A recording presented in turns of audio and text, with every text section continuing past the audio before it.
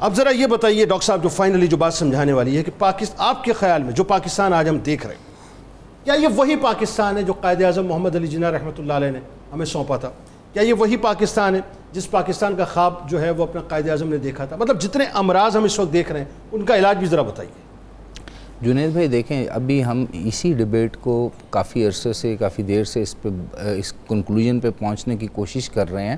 کہ کیا یہ وہی پاکستان ہے جس کا خواب علامہ محمد اقبال نے دیکھا تھا؟ کیا یہ وہی پاکستان ہے جس کے لیے 20 لاکھ سے زیادہ ہم نے اپنی شہادتیں اور عزتیں پیش کی تھیں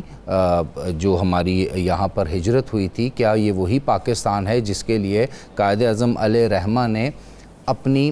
بلینز آف روپیز کی اس وقت کی اپنی وراثت جو تھی یا اپنی جائیداد جو تھی وہ اس علاقے میں چھوڑ دی تھی؟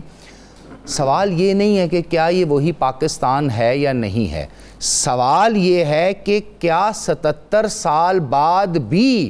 یہ وہ پاکستان کیوں نہیں بن سکا جو قائد اعظم علیہ رحمہ بنانا چاہتے تھے، جس کی خاطر ہم نے 20 لاکھ سے زیادہ اپنی جانیں دی ہیں؟ اس سوال کا جواب جب ہم تلاش کریں گے تو ہمیں کہیں نہ کہیں جو دستانے پہنے ہوئے ہاتھ نظر آئیں گے، جب ان کے دستانے آپ اتاریں گے تو ان کے ہاتھوں میں آپ کو اپنے وہ جو داغ ہے نا، وہ جو خون آلود آپ کا جسم ہے اس کے داغ ان کے ہاتھوں پہ ملیں گے، وہ کہیں نہ کہیں آپ کے اپنے ہی ہوں گے، چاہے وہ آپ کے سیاسی اپنے ہوں، چاہے وہ آپ کے سیوڈو انٹلیکچوئلز جو خود کار اپنے آپ کو دانشور کہتے ہیں وہ لوگ ہوں، چاہے وہ لوگ ہوں جو اندرونی طور پر بیرونی فطروں کو داخل کرنے کے لیے اپرچونٹی کریٹ کرتے ہیں اور انٹرنلی آپ کو ویکنڈ کرتے ہیں، یعنی کمزور کرتے ہیں۔ دوسری بات کہ اب 77 سال بعد آگے کا لائے عمل کیا ہے؟ اب ایک لمبی بحث تو ہو گئی کہ ہم یہاں تک پہنچ گئے، اور یہ سر آج 14 اگست 2024 میں میرے پاس پھر ایک اپرچونٹی موجود ہے کہ پورے کا پورا ویسٹ اس اسلامی فلسفی کے خلاف ننگی تلواریں لے کر غزہ میں آ چکا ہے، پورے کا پورا ویسٹ۔ یہ وہی ویسٹ ہے، یہ وہی یہود و نصارہ ہے جس کے بارے میں حکم ہے کہ تمہارے دوست نہیں ہو سکتے، اور اب ان کے ساتھ ہنود بھی مل گیا ہے، ہندتوا بھی مل گیا ہے، تو یہ ننگی تلواروں کے ساتھ دوبارہ ہم سے نبردہ آزما ہوں گے۔ ایک تو ہمیں اپنی آئیڈیالوجیکل گراؤنڈز پر، دوسرا ہمیں اپنی جو جسمانی طور پر بھی اپنے آپ کو اب دوبارہ سفارہ کرنا ہے، دوبارہ تیار کرنا ہے، دوبارہ ٹرین کرنا ہے کہ ہمیں ایک اور سیکریفائس سے گزرنا پڑے گا۔ دیکھیں، جب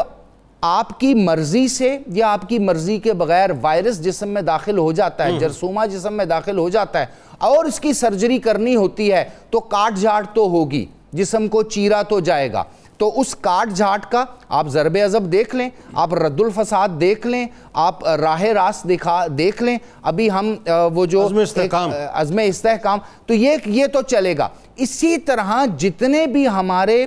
آئیڈیالوجیکل گراؤنڈز ہیں، جو اکیڈیمیا کے، جو یونیورسٹیز کے، اس پر بہت زیادہ لڑنے کی ضرورت، آپ کے میڈیا کے اور باقی تمام جگہوں پر جو سلیبائے پڑھائے جاتے ہیں، جن باتوں کو پروموٹ کیا جاتا ہے، جن چیزوں کی اجازت دی جاتی ہے، اب اس کا بھی ڈائسیکشن کرنے کی ضرورت ہے، اس کی بھی کاٹ جھاٹ کرنے کی ضرورت ہے، کیونکہ by all definition of a nation, Quaid Azam Muhammad Ali Jinnah explained in 1944 that the Muslims of subcontinent are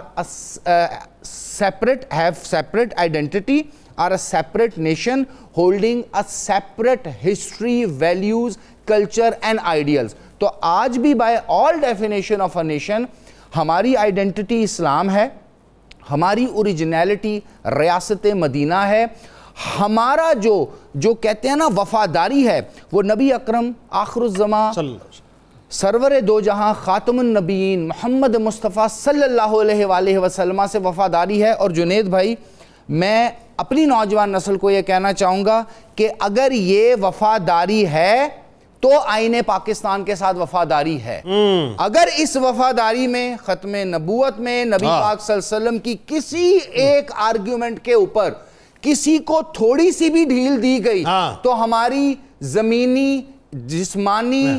جو سوچ کی کوئی وفاداری آئین پاکستان وہ کے اقبال ساتھ علیہ رحمان نے نہیں دو رہے گی۔ مصروں میں پرو دیا تھا نا میرا خیال ہے شاید آج ہی کے لیے کہ کی محمد سے وفا تو نے تو تو ہم تیرے ہیں. جی ہاں جی، یہ کنڈیشنل بات ہے. بالکل. اس مصرے کو آدھا توڑ دیں تو ہم تیرے ہیں. یہ جہاں چیز ہے کیا لوہ قلم تیرے ورنہ بات کسی ختم قسم کرنی. کے آئین کے ہم پابند نہیں رہیں گے. بالکل ٹھیک.